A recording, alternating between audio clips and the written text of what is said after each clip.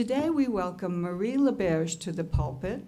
Our musician today, Pat Field, will now offer our gathering music.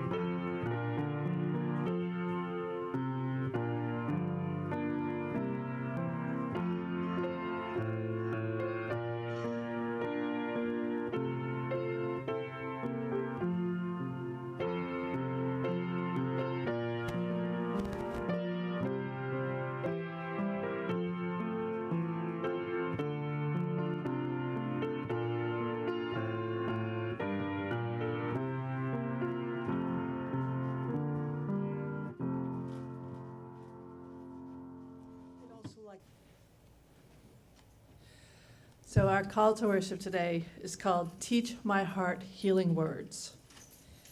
Teach my heart healing words. Show me the words that help rather than harm. Instruct me in the verbs that bring energy, the nouns pointing to the real, the adjectives describing your subtleties. Reveal to me how words can be offered in a way which connects rather than separates, that develops trust and eschews suspicion, that opens the heart and relaxes the mind. Amen.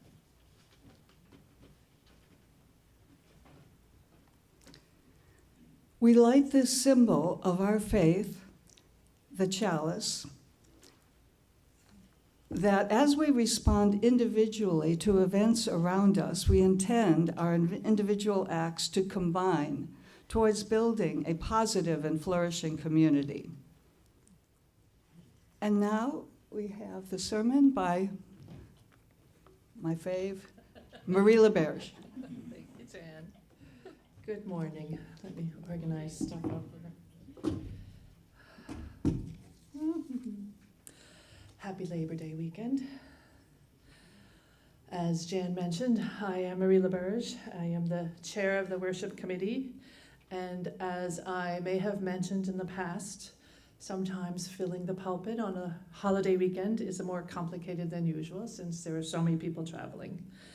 This weekend, we thought it would be great to have a poetry service. And when I thought about who I would recruit and realized it was a holiday weekend, well, here I am. I do, however, need to start this service with a profound disclaimer. I am not a poet. Poetry requires you to be able to winnow down your words, drill down to essential phrasing, strip away excess verbiage. I'm someone who digresses a lot, and I often wander linguistically down alternative paths until I reach the main point. I do get to it, but it takes me a while. So I would say poetry is not something I do. I actually often have to say I don't often read poetry as a practice. I think I maybe have 3 books in the house of poems. One, of course, is Marie Laberge, and the other would be Rumi, and there might be a collection of many others. So I am by no means an expert, but I am moved by poems, and I value the work and art of it. I discovered the poet Joseph Fasano through his social media posts. Fasano is a writer and educator. He studied mathematics and astrophysics at Harvard before changing his course of study and earning a degree in philosophy. If that isn't a 180-degree switch, I don't know what is. It focused on the philosophy of language. He did his graduate work in poetry at Columbia University and is the author of 2 novels and 5 books of poems. His most recent, The Last Song of the World.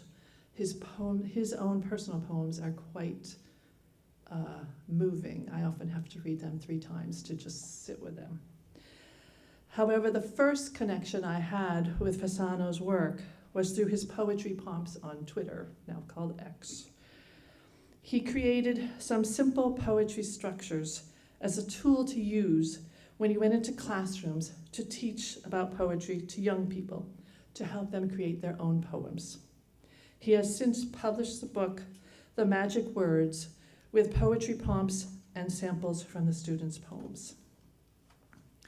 In his introduction, Fasano writes, "Poetry is what happens when we let ourselves be. Each one of us started this journey of life with the astonishing power of an imagination. And all too often, the practical concerns of daily living encroach upon that childlike wonder, that ability to trust the dreamlike images inside us, to follow those images as a child would follow a magical creature deep into an enchanted forest, unafraid of what might be there. In my life as a writer, I'm often invited to read from my novels and books of poetry throughout the world. Although I have given talks everywhere from Harvard University to backyards, from the fog of Scotland to the sunshine of California, from the hills of Granada to the small towns of the American South, it was one very special event with young children that changed my life and taught me just how necessary poetry is in the lives of people who do not think of themselves as poets at all. In 2022, I was invited to speak with a class of second graders in New Jersey to teach them about the craft and magic of poetry. To help guide their imaginations, I developed a prompt that would help these young people unlock the images, thoughts, and feelings inside them without asking them to worry about the structure of a poem. The results were astonishing. 7 and 8-year-olds writing about their identities, how they felt like immortal jellyfish, like wild tigers dreaming in the sunlight, like crazy elephants eating clocks, or their worries. What is life? Am I weird? How do people get used to other languages? And their self-esteem. Always I am loyal, I am wild, I am kind. As poetry has always done, the prompt was unlocking our most precious natural resource, the imagination.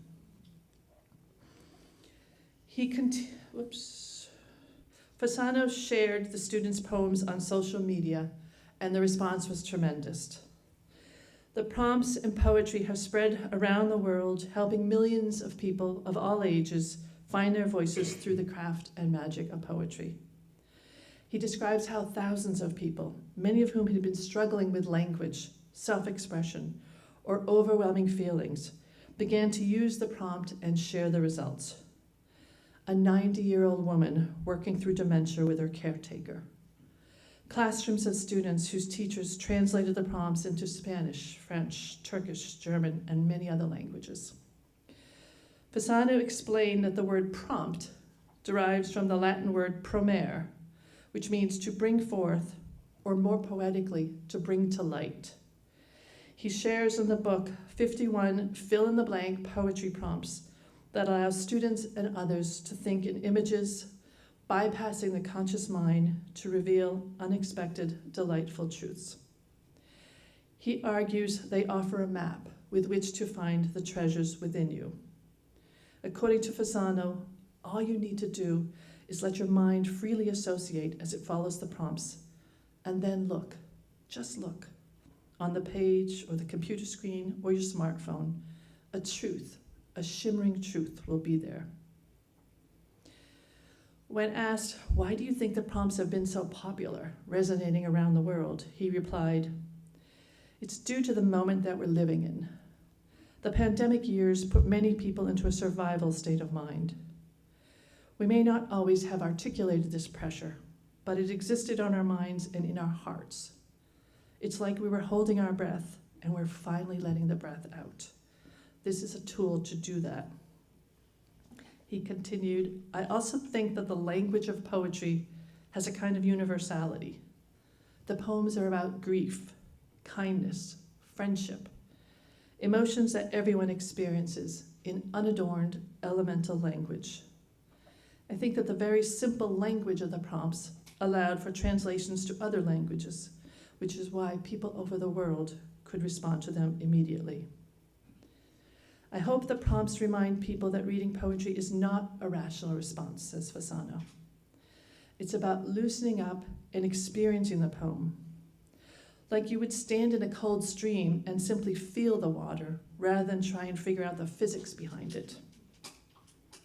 Something I did aim to do through this project, he said, was to use social media as a source of healing and coming together, rather than creating further divisions in our already polarized time. Our ability to connect as human beings is intricately tied up with the ability to communicate with each other and listen to one another and not simply talk at each other.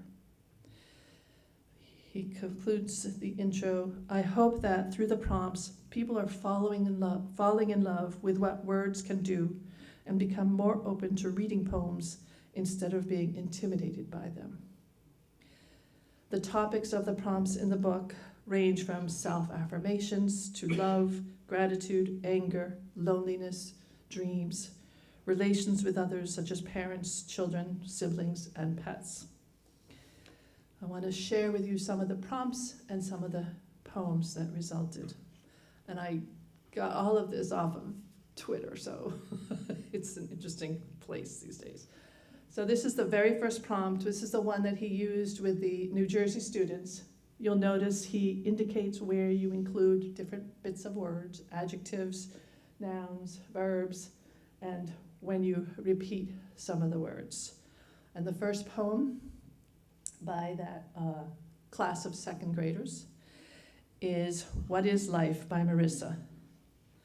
My name is Marissa. Today I feel like a wealthy lioness prancing in the fields. Sometimes I am a fox, sometimes I am a wolf, but always I am loyal. I ask the world, what is life? And the answer is a wealthy lioness prancing in the fields. Next poem, Jeff. This poem is by Ariana. My name is Ariana. Today I feel like a bear that just woke up from hibernation. Sometimes I feel like a bird flying through vicious storm, and other times I am a sloth. But I always try my best. I ask the world, who am I? And the answer is, you will find out.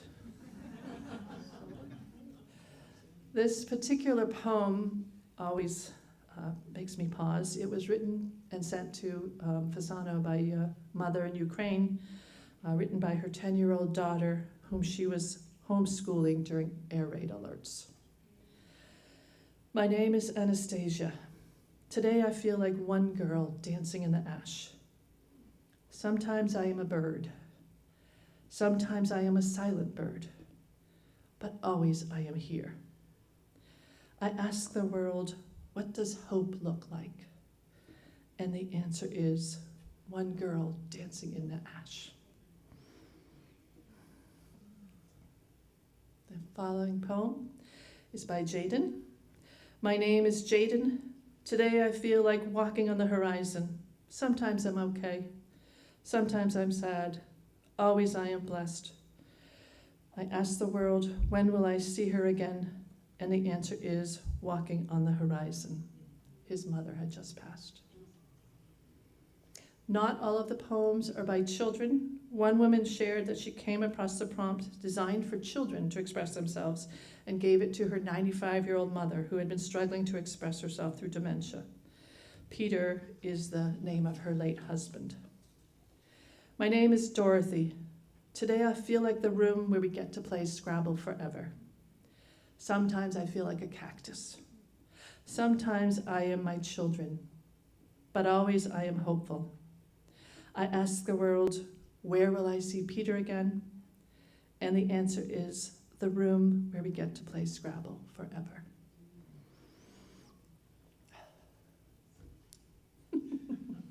This is the affirmation prompt. And the first poem is a poem by Emily, who is 13 years old.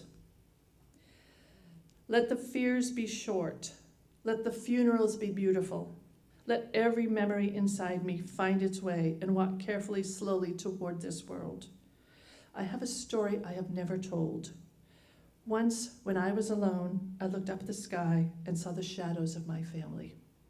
and I knew I was a girl made of angels. I am still a girl made of angels. And this is a poem to myself. Again, a lot of the poems are about identity. This first one, this particular poem is by Lacan, age 11. No one knows the dolphin that dives in me. No one knows that my heart is a little candle I carry through the ocean toward the light. No one knows the song I sing softly, but I do. I do. I will wake today and sing my dolphin song. I will wake today and splash the sea. I will dive until I reach my soul. Dolphin, dive, dive, dive. And the self-acceptance prompt. This is by H. Collins. I believe Collins was 12 years old. The fox cannot help being. The tree cannot help being. The stars cannot help being, and neither can I. Even in my sleep, I am. Even in my sadness, I am. I swim in rivers of my existence. I climb through mountains of my beings.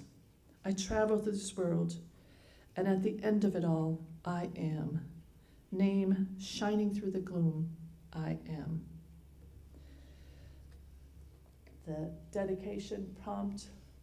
The first poem that I'll share with you was written by an autistic 12-year-old whose mother said he struggles to express himself, and Buzz, that he references in the poem, is the stuffed giraffe that he carries with him everywhere. To Mom, by Sam. There are days when I am Sam and days where I am not. My heart is a wild dog sleeping in the morning and a tall giraffe hiding at night. If only I could dance in the classroom, I would be my own teacher. If only I could let go of Buzz, I would be the dancing boy. Mom, this poem is for you. To love you is to be the dancing boy. And of course, he highlights several of the mother's poems. This one is not in his book, but it was on his Twitter page, Mother's Day prompt. This particular poem that I will be sharing with you is actually written for a grandmother. You carried through the flowers toward this world and laid my heart like a soft cake in my hands. Hug, you said when it was time, and I did. I moved through oceans, through sunsets. I carried your sky in my sky. Grammy, before you walked, were you also silly? Were you also creative in art? Once you danced beside me in the door and told the story of a beautiful place of trees. I now know I am of those trees. My sky, your sky in my sky has led me here. And this one is titled Amma. Amma, you carried me through the abyss toward this world and laid my heart like a small gift in my hands. Do it, you said when it was time, and I did. I moved through darkness, through roads. I carried your gift in my hands. Amma, before you smiled, were you also happy? Were you also scared and fear? Once you loved beside me in the dark and told me a story of a beautiful place of family. I now know I am those families. Your gift in my hands has led me here. One of the prompts is a prompt of grief, and the poems that often show up for the children are grief about their dog's passing. So this is a poem by Maggie for her dog. I miss your smell of incense. I miss your voice like paining ache. I miss your hands that would always pat me to make me pet you in the dark room. But I know that living means letting you go away, and I want to live. I want to adventure. And you need to be free. I want you to be the best dog. Go be the best dog. And another poem of grief by Mason for his dog. I miss your smell of summer. I miss your voice like a person voice. I miss your paws like person hands. But I know that living means playing, and I want to live. I want to play. And you, Gus, I want you to be the rainbow. The anger prompt, when Fasano introduced the first poem with regard to anger, he wrote, "Children have words. I wrote the prompts to help them be heard. As so much of the world turns away from their suffering, let's listen to them." And this is a poem of anger by an 8-year-old child. "The swan sings beautifully in the night, but I am not the swan. I am the real wolf, walking alone in the dark, and I know how to howl." And those are all capital letters there. It was very emphatic. The author of the next poem wrote to Fasano, "I'm almost 84 years old now. Long ago, I dreamed of being a poet. As it turns out, I've been many things in my life, but never a real poet. I enjoy your prompts and love reading poems that others have shared. And every once in a while, I like to spend an hour or two seeing what might be lurking in my brain." And this is what she wrote. And then, "After solitude all day, I walk out through the twilight and stay among the shadows. No one knows where I am. And then I hear it, the murmur of the children, the soft voices in the dark, and I am soothed. I am finally soothed. No one knows where I am." With that in mind, I would like to invite you all to figure out what's lurking in the dark of your mind. We thought it would be helpful if folks would break into groups of 3 or 4 and take some of the prompts that I handed out to you, pick one, and collaborate together using the prompt to draft a poem. And we'll give you like 5 minutes. You can do it, people. I have trust in you. Time is up. I just want you to know that when I conceived of this idea, I was very anxious that I would cause people to run from the room, and I am so impressed by your bravery. Is there anyone that would like to share either your personal poem or your group poem? Janet, come on up. This is a group effort, I'm told.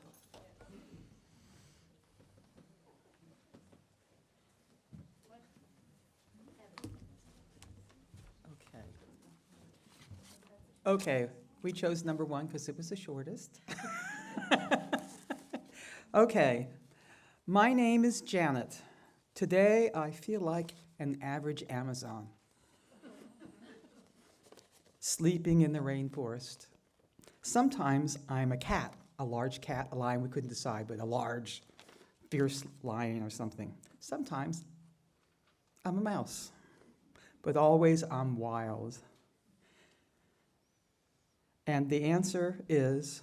No, I asked the question. I asked the question. I asked the world. I asked the world, what the hell is going on? And the answer is, I'm an average Amazon living in the rainforest. Thank you. Anyone else? Come on, and then you can go next, Nick.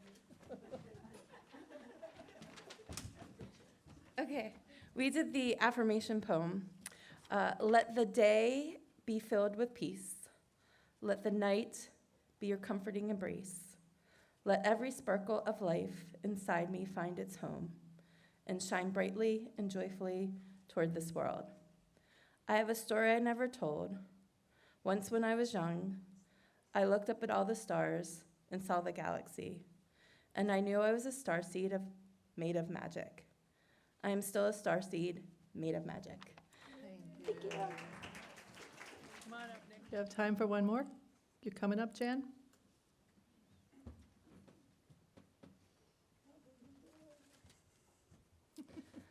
My name is Jan. Today I feel like a peaceful dove, cooing in the glen. Sometimes I'm a tiger, sometimes I'm a cat, but always I'm Jan. I ask the world, how can we go deeper? How can we find good trouble?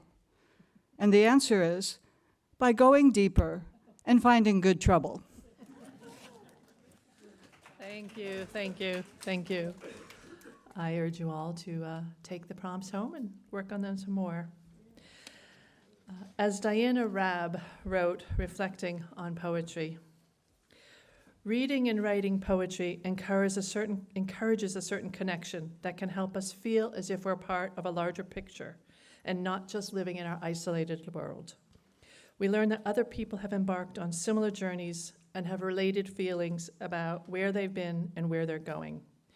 We can discover new things in our mind, spirit, and imaginations. In writing her book, Writing for Bliss, she often spoke about how poetry is the voice of the soul. Poets help us see the slice of the world in a way in which we might not have observed it before. They highlight details to cast light on a feeling, an image, or an event. She continues, when writing poems, we have a chance to unleash the unconscious mind. Sculpting our feelings and thoughts into a poem can take us on a journey where the conscious mind actually takes a little holiday. Writing poetry is a time to loosen up and allow the freedom of self-expression at a time when it is most often needed. Writing poetry also allows us to tap into our authentic voices, which can lead to self-realization, often a result of the spiritual practice. It can also be a form of meditation. Henry David Thoreau once mused that if we sit in a clearing long enough, the animals will come out of the woods and present themselves. Figuratively speaking, this also happens when we write poetry. Our closing words are by Matre Bandhu. Imagination brings the whole person together, thought, feeling, volition, perception, into a single act of creation. You have to discover imagination, uncover it, find the place where the poem takes off and leaves you behind. Imagination always goes beyond you.